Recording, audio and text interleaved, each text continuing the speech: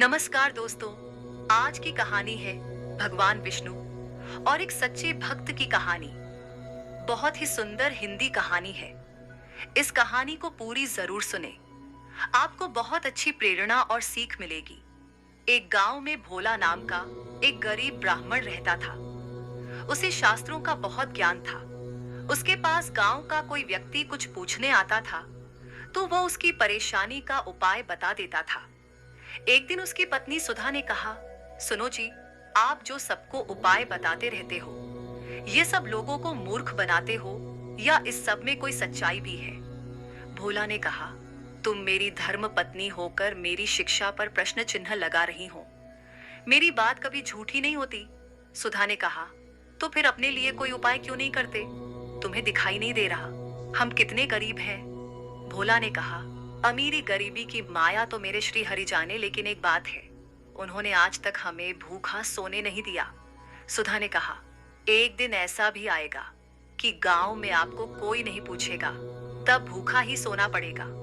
इसी तरह भोला भगवान विष्णु की भक्ति में लीन रहकर गुजर बसर कर रहा था। तभी एक दिन उसके पास एक सेठ जी आए। उन्होंने कहा, भोला, मेरे पास बहुत पैसा है, लेकिन सुख भोगने के लिए संतान नहीं है। मेरा क्या कसूर है जो मुझे संतान का सुख प्राप्त नहीं हो रहा है? भोला ने कहा, सेठ जी, आपके पिछले जन्म के कर्मों के कारण आपके घर में संतान नहीं है। पिछले जन्म में आप एक शिकारी थे। आपने एक चिड़िया को मार दिया था। वह अपने बच्चों के लिए दाना लेने गई थी, जिससे उसके बच्चे भूख से तड़प कर मर गए। इसी कारण इस जन्म में आपको संतान का सुख नहीं मिल पाया है। सेठ जी ने कहा, पंडित जी, कोई तो उपाय होगा।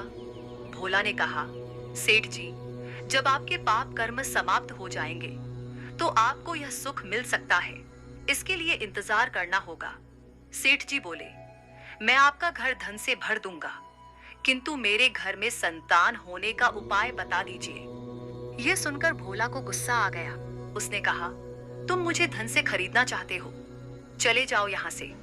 उसके जाने के बाद सुधा ने कहा, जब वह सेठ धन देने को तैयार था तो तुम्हें क्या हो गया था? उसे उल्टा सीधा कुछ भी उपाय बता देते। भोला ने कहा, श्री हरि विष्णु का भक्त हूं, झूठ बोलकर पाप की कमाई नहीं कर सकता। यदि तुम्हें मेरे साथ रहना है तो रहो, नहीं तो चली जाओ यहां से। यह सुनकर सुधा को बहुत गुस्सा आया, लेकिन वह कुछ नहीं बोली और चुपचाप अपने घर के कामों में लग गई। जिस दिन से वे सेठ जी गए, उस दिन से गांव वालों ने भोला के पास आना बंद कर दिया, क्योंकि सेठ जी ने पूरे गांव में जाकर कहा कि वह तो लोगों को मूर्ख बनाकर पैसा ठगता है। ऐसी बातों को सुनकर गांव वाले भोला का विरोध करने लगे।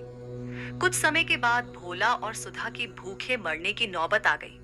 तब सुधा ने कहा, मैंने तुम्हें कितना समझाया, लेकिन तुम तो अपने विष्णु भगवान के चक्कर में पड़े हो। अब जब हम जिंदा ही नहीं रहेंगे तो भगवान जी की पूजा कैसे करोगे? कुछ और दिन बीत गए। अब दोनों से उठा बैठा भी नहीं जा रहा था। वे दोनों अपने घर में लेटे हुए थे। सुधा ने कहा, लगता है मरने का समय आ गया है। भोला ने कहा, मुझे तो लगता है भगवान से मिलने का समय आ गया है। तू भी आखिरी समय में भगवान श्री हरि का ध्यान कर ले। भोला और सुधा दोनों श्री हरि भगवान विष्णु का ध्यान करने लगते हैं। उसी समय भगवान श्री हरि विष्णु उन्हें दर्शन देने के लिए प्रकट हो जाते हैं।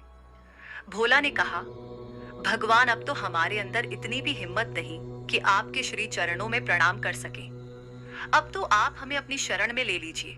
भगवान विष्णु ने कहा, तुम मेरे ऐसे भक्त हो जो बिना किसी लालच के मेरी भक्ति कर रहे हो। इस कारण तुम्हें इसी संसार में रहकर धर्म की शिक्षा देनी है। तभी भगवान विष्णु की कृपा से भोला और सुधा दोनों पूर्ण रूप से ठीक हो जाते हैं। दोनों को भगवान विष्णु आशीर्वाद देते हैं और कहते हैं, मेरी कृपा से तुम्हें अन्न धन की कभी कमी नहीं होगी। आज से तुम्हारा केवल मेरी भक्ति करना है। ऐसा कहकर भगवान श्री हरि अंतर ध्यान हो गए। इस कहानी से हमें यह शिक्षा मिलती है कि हमें अपने काम को पूर्ण निष्ठा और ईमानदारी से करना चाहिए। धन के लालच में पाप कर्म कभी नहीं करने चाहिए। तो आपको कहानी कैसी लगी कमेंट्स करके जरूर बताएं। कहानी अच्छी लगी होगी तो मेरे वीडियो को लाइक करें और मेरे चैनल को सब्सक्राइब करें। धन्यवाद।